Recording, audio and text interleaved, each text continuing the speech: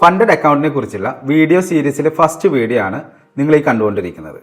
ഇന്ന് നമ്മൾ മനസ്സിലാക്കാൻ പോകുന്നത് നമ്മുടെ ഓൺ ക്യാപിറ്റൽ റിസ്ക് വെക്കാതെ സീറോ റിസ്കിൽ എങ്ങനെ ഒരു വലിയ ഉയർന്ന ക്യാപിറ്റൽ ഉപയോഗിച്ചുകൊണ്ട് നല്ലൊരു ഹൈ പ്രോഫിറ്റ് ഏൺ ചെയ്യാം എന്നതിനെ കുറിച്ചിട്ടാണ്. നിങ്ങളൊരു ബിഗിന്നർ ആണെങ്കിൽ അതല്ലെങ്കിൽ ഒരു ഹ്യൂജ് ക്യാപിറ്റൽ ഉപയോഗിച്ചുകൊണ്ട് നല്ല ഹ്യൂജ് പ്രോഫിറ്റ് ഏൺ ചെയ്യാൻ ആഗ്രഹിക്കുന്ന വ്യക്തിയാണെങ്കിൽ ഈ വീഡിയോ സ്കിപ്പ് ചെയ്യാതെ മുഴുവനായി കാണാനായിട്ട് ശ്രമിക്കുക. കാരണം ഈ വീഡിയോ നിങ്ങൾക്കുള്ളതാണ്. ഇന്ന് ഈ വീഡിയോയിൽ നമ്മൾ നോക്കാൻ പോകുന്നത് 3 ടോപ്പിക്കാണ്. എന്താണ് ഫണ്ടഡ് അക്കൗണ്ട്, ഇത് എങ്ങനെയാണ് വർക്ക് ചെയ്യുന്നത്, നമ്മുടെ പേഴ്സണൽ ട്രേഡിംഗ് അക്കൗണ്ടും ഫണ്ടഡ് അക്കൗണ്ടും തമ്മിലുള്ള വ്യത്യാസങ്ങൾ എന്തൊക്കെയാണ്, ഇങ്ങനെയുള്ള 3 ടോപ്പിക്ക് നമ്മൾ ഈ വീഡിയോയിൽ കവർ ചെയ്യുന്നുണ്ട്. വാസ്തവത്തിൽ എന്താണ് ഈ ഫണ്ടഡ് അക്കൗണ്ട്? നമ്മൾ സിമ്പിളായിട്ട് പറയുകയാണെങ്കിൽ ഒരു സ്കിൽഡ് ആയിട്ടുള്ള ഫോറക്സ് ട്രേഡേഴ്സിന് ആവശ്യത്തിന്, അതായത് ട്രേഡ് ചെയ്യാൻ ആവശ്യത്തിനുള്ള ക്യാപിറ്റൽ കൊടുക്കുന്ന കമ്പനികളുണ്ട്. ഈ കമ്പനികളെ നമ്മൾ പ്രൊപ്പറേറ്ററി ഫേം അല്ലെങ്കിൽ പ്രൊപ്പ് ഫേം എന്നൊക്കെ നമ്മൾ വിളിക്കും. അപ്പോൾ ഈ പ്രൊപ്പ് ഫേം കൊടുക്കുന്ന ട്രേഡിംഗ് അക്കൗണ്ടുകളെയാണ് നമ്മൾ ഈ ഫണ്ടഡ് അക്കൗണ്ട് എന്നൊക്കെ പറയുന്നത്.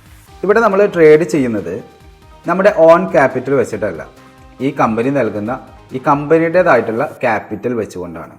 അതിന് ഈ കമ്പനിയുടെ കുറച്ച് റൂൾസ് ആൻഡ് റെഗുലേഷൻസ് ഒക്കെ നമ്മൾ പാലിക്കേണ്ടതായിട്ടുണ്ട്. അത് വരും വീഡിയോയിൽ ലാസ്റ്റ് നമ്മൾ പറയുന്നുണ്ട്. ഇനി ഇത് എങ്ങനെയാണ് വർക്ക് ചെയ്യുന്നത് എന്ന് നോക്കാം. നമ്മൾ ഈ പറഞ്ഞ ഫണ്ടഡ് അക്കൗണ്ട് ലഭിക്കണമെങ്കിൽ ഈ പ്രൊപ്പ് ഫേംസ് പറയുന്ന ക്രൈറ്റീരിയയും റൂൾസ് ആൻഡ് റെഗുലേഷൻസ് ഫോളോ ചെയ്തുകൊണ്ട് അവരുടെ ചലഞ്ചുകൾ നമ്മൾ പാസ്സാകേണ്ടതായിട്ടുണ്ട്. ഈ റൂൾസ് ആൻഡ് റെഗുലേഷൻസ് എന്നൊക്കെ പറയുന്നത് നമ്മൾ ചൂസ് ചെയ്യുന്ന പ്രൊപ്പ് ഫേംസിനെ ഡിപ്പെൻഡ് ചെയ്തിരിക്കും. പല പ്രൈസ് റേഞ്ചിലുള്ള ഫണ്ടഡ് അക്കൗണ്ടുകൾ ഇന്ന് അവൈലബിൾ ആണ്.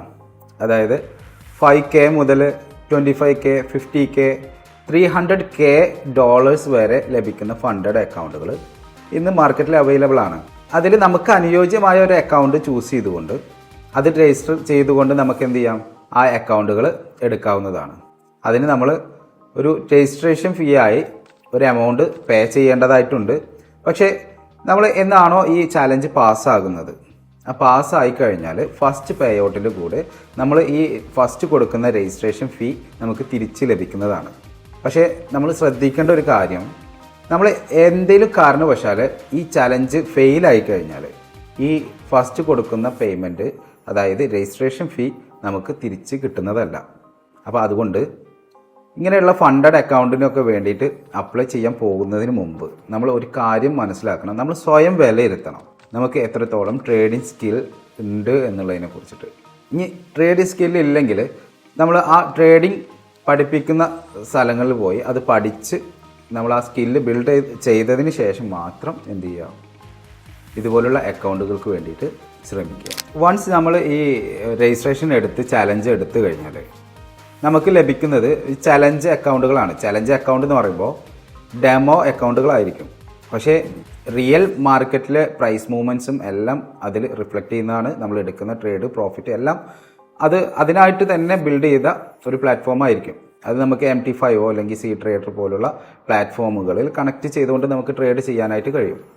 എപ്പോഴാണോ നമ്മൾ ചാലഞ്ച് പാസ്സാകുന്നത് അതിനുശേഷം മാത്രമാണ് നമുക്ക് ഈ ഫണ്ടഡ്, അതായത് റിയൽ അക്കൗണ്ട് നമുക്ക് ലഭിക്കുന്നത്. ഈ പേഴ്സണൽ ട്രേഡിംഗ് അക്കൗണ്ടും അതുപോലെ തന്നെ ഈ ഫണ്ടഡ് അക്കൗണ്ടും തമ്മിലുള്ള വ്യത്യാസം എന്താണെന്ന് നോക്കിക്കഴിഞ്ഞാൽ, പേഴ്സണൽ അക്കൗണ്ടിൽ നമ്മൾ ഓൺ ക്യാപിറ്റൽ വെച്ചുകൊണ്ടായിരിക്കും ട്രേഡ് ചെയ്യുക. അപ്പോൾ എന്തുകൊണ്ട് ആ ഫസ്റ്റ് നമ്മൾ ഡെപ്പോസിറ്റ് ചെയ്യുന്ന ആ ക്യാപിറ്റലോ അല്ലെങ്കിൽ നമ്മൾ സെറ്റ് ചെയ്യുന്ന റിസ്ക് റിവാർഡോ റിസ്ക് വെച്ചിട്ടായിരിക്കും ട്രേഡ് ചെയ്യാനായിട്ട് ശ്രമിക്കുക.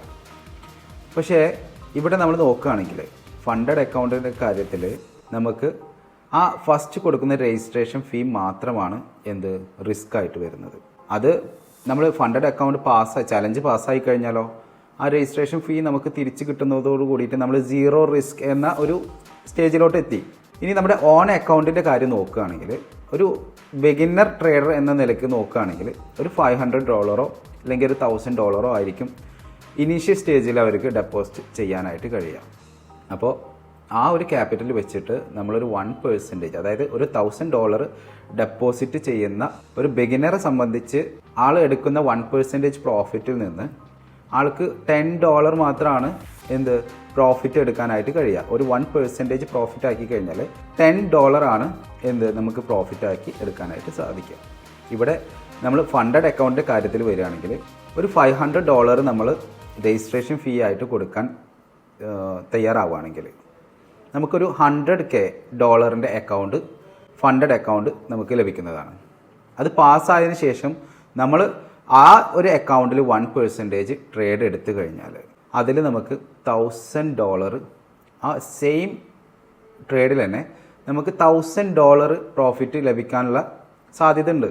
ആ $1,000 നമ്മുടെ പ്രോഫിറ്റ് ഷെയർ, അതായത് ഈ പ്രൊപ്പ് ഫേമിന് നമ്മൾ ഒരു 20% കമ്മീഷൻ ഷെയറിങ് കൊടുത്തു കഴിഞ്ഞാൽ ബാക്കി $800 നമുക്ക് വിഡ്രോ ചെയ്തെടുക്കാനായിട്ട് സാധിക്കും. അപ്പോൾ ഇതാണ് നമ്മുടെ ഓൺ അക്കൗണ്ടും ഫണ്ടഡ് അക്കൗണ്ടും തമ്മിലുള്ള വ്യത്യാസം. അപ്പോൾ ഒരു ബിഗിനറെ സംബന്ധിച്ച് അല്ലെങ്കിൽ ഒരു സ്കിൽഡ് ഫോറക്സ് ട്രേഡറെ സംബന്ധിച്ച് എന്തുകൊണ്ടും ഈ ഫണ്ടഡ് അക്കൗണ്ട് എടുക്കുകയാണെങ്കിൽ നല്ലൊരു ഉയർന്ന ഇൻകം ഏൺ ചെയ്യാനായിട്ട് സാധിക്കും. വളരെ പെട്ടെന്ന് തന്നെ ഒരു ഫിനാൻഷ്യൽ ഫ്രീഡം എന്നുള്ള ഒരു സ്റ്റേജിലോട്ട് നമുക്ക് എത്താനായിട്ട് സാധിക്കും. ഈ വീഡിയോയിൽ നമ്മൾ എന്താണ് ഫണ്ടഡ് അക്കൗണ്ട്, എങ്ങനെയാണ് ഇത് വർക്ക് ചെയ്യുന്നത്, നമ്മുടെ പേഴ്സണൽ ട്രേഡിംഗ് അക്കൗണ്ടും ഫണ്ടഡ് അക്കൗണ്ടും തമ്മിലുള്ള വ്യത്യാസം എന്താണ്, ഇങ്ങനെ 3 ടോപ്പിക്കുകളാണ് നമ്മൾ കവർ ചെയ്തത്. തുടർന്നും ഇതിൻ്റെ കൂടുതൽ വീഡിയോസ് നമ്മൾ ഈ ചാനലിൽ പോസ്റ്റ് ചെയ്യുന്നതായിരിക്കും. അപ്പോൾ നിങ്ങൾക്ക് ഈ വീഡിയോ ഇഷ്ടപ്പെട്ടെങ്കിൽ ലൈക്ക് ചെയ്യുക, അതുപോലെ സബ്സ്ക്രൈബ് ചെയ്യാനായിട്ട് ശ്രമിക്കുക.